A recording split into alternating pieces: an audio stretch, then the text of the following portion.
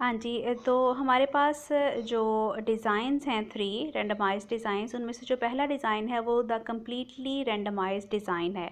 ये हमारा आज का टॉपिक है। फर्स्ट डिज़ाइन है द CR डिज़ाइन, ठीक है। दूसरा RCB डिज़ाइन है और तीसरा जो है वो लैटिन स्क्वायर डिज़ाइन है। वन बाय वन हमने इंशाल्लाह तीनों पढ़ने हैं। आज का हमारा जो बेसिक टॉपिक है वो कम्प्लीटली रैंडमाइज़्ड डिज़ाइन है। द कम्प्लीटली रैंडमाइज्ड डिज़ाइन, जिसको CR डिज़ाइन भी कहा जाता है, ठीक है, which is the simplest type of the basic designs may be defined as a design in which the treatments are assigned to experimental units completely at random, that is the randomization is done without any restrictions। ये पहला हमारा design है और इसमें इसका इसका basic structure है वो क्या है कि ये कम्प्लीटली रैंडम है और इसमें किसी भी टाइप की ना कोई ब्लॉकिंग की गई है, ना कोई लोकल कंट्रोल यूज़ किया गया है, कुछ भी यूज़ नहीं किया गया, बल्कि एक्सपेरिमेंटल यूनिट्स को रैंडमली ट्रीटमेंट्स जो है वो असाइन कर देनी है और ये जो हमारा डिज़ाइन है बस इसी तरह से बनता है, ठीक है। The design is completely flexible, any number of treatment and any number of units per treatments में be use. Moreover the number of units per treatments need not be equal, लाजमी नहीं है कि हम हर ट्रीटमेंट को equal number of units assign करें।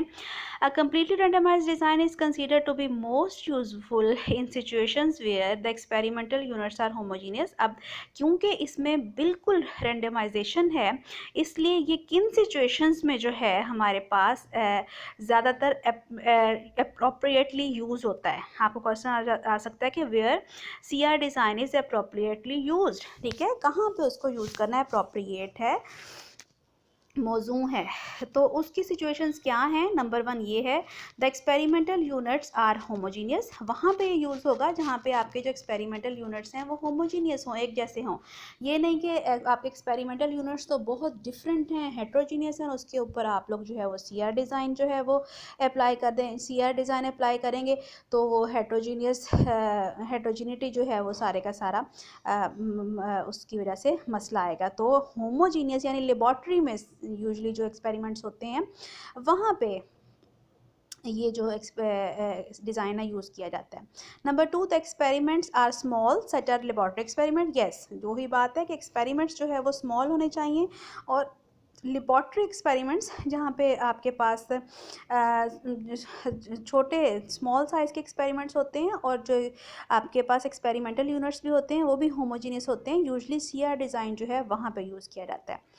Some experimental units are likely to be destroyed or to fail to respond, या फिर वहाँ पे यूज़ किया जाता है जहाँ पे आप ये ख़तरा होता है कि कुछ एक्सपेरिमेंटल यूनिट्स जो हैं वो डिस्ट्रॉय हो जाएंगे या फिर वो रिस्पॉन्ड नहीं करेंगे, ठीक है। So the completely randomised design की डेफिनेशन आ गई, वेयर टू यूज़ आ गया, ठीक है, और कुछ इसकी एडवांटेजेस भी आ गए। फ्लेक्सिबल है लेकिन एडवांटेजेस डिसएडवांटेजेस हम लोग अलग से भी इसको पढ़ेंगे, ठीक है।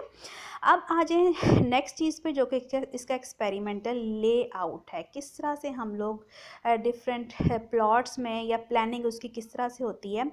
The layout of an experiment is the actual placement of the treatments on the experimental units। layout का मतलब ये है, अब layout की definition भी ये आ गई। What is experimental layout?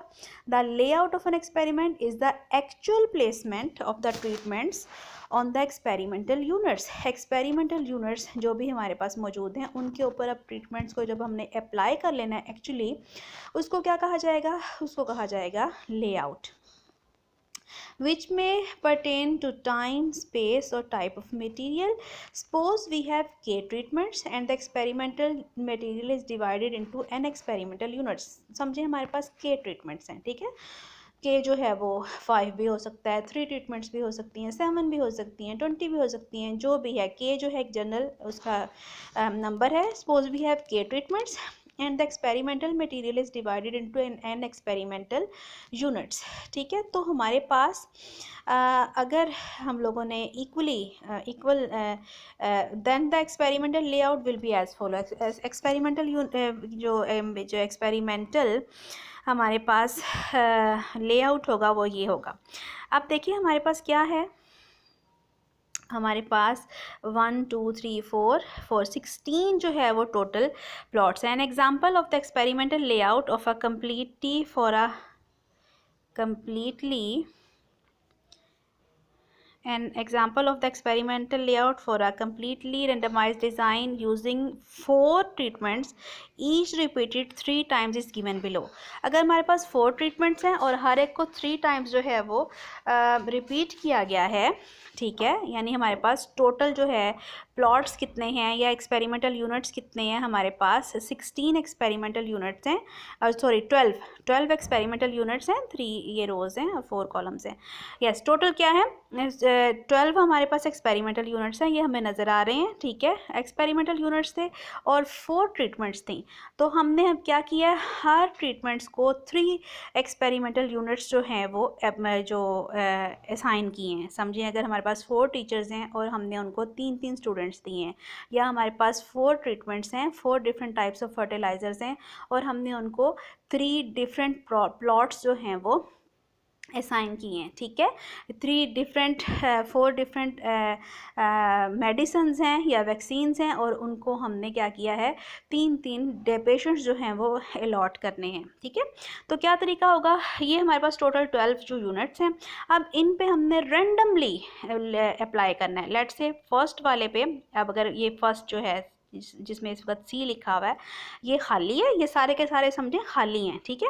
इन पे अप्लाई करनी है हमने ट्रीटमेंट्स, तो हमने कार्ड्स के थ्रू या जिस तरह भी ये सारे के सारे ट्रीटमेंट्स को स्लिप्स ऑफ पेपर्स पे लिख लेना है, या रैंडम नंबर से इनको रैंडम नंबर से साइन करने हैं, और हमने देखना है कि प्लॉट नंबर 1 को, या जो पहला जो एक्सपेरिमेंटल यूनिट है, ये वो किस ट्रीटमेंट को जो है अलॉट हो रहा है, या फर्स्ट ट्रीटमेंट जो है वो किस एक्सपेरिमेंटल यूनिट पे अप्लाई होगी.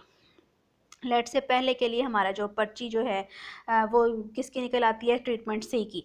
तो पहले यूनिट पे हम लोग अप्लाई करेंगे सी, दूसरे यूनिट पे हम लोग अप्लाई करेंगे ए, ठीक है. इस तरह से नेक्स्ट निकली हमारे पास बी, तो हमने तीसरे यूनिट पे अप्लाई किया बी, चौथे यूनिट पे अप्लाई किया डी, फिर दोबारा जो है वो नेक्स्ट पर्ची फिर सी की निकल आई, 5वें पे सी हो गया, फिर नेक्स्ट पे डी बी हो गया, सी हो गया, ए हो गया, फिर ए हो गया, डी और बी. इस तरह से हमारे टोटल जो 12 यूनिट्स थे वो सारे के सारे 3 जो है वो 3-3 करके, 3 ए को, 3 बी को, 3 सी को, 3 जो है वो डी को मिल गए हुए हैं. तो इस तरह से ये हमारा उसका लेआउट है. टोटली जो है वो रैंडमली असाइन किए गए हैं ट्रीटमेंट्स किनको, एक्सपेरिमेंटल यूनिट्स को, ठीक है. और इसमें किसी किस्म की ब्लॉकिंग नहीं की गई, कोई लोकल कंट्रोल का तरीका नहीं यूज़ किया गया. जस्ट जो है वो डिज़ाइन जो है वो उसमें रैंडमली असाइन कर दिए गए हैं ट्रीटमेंट्स टू एक्सपेरिमेंटल यूनिट्स. इसी में एक छोटी सी आपकी डेफिनेशन आ जाएगी यील्ड की. यील्ड क्या है, द रिजल्ट और response of a treatment which may be a real yield, the gain in weight, the ability is generally called yield and is represented by the letter Y.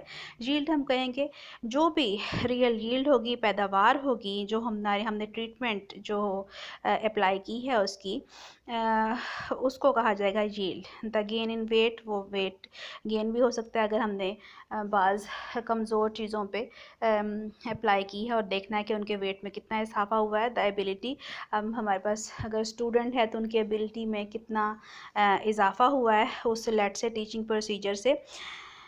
This will be called the yield and is represented by the letter Y.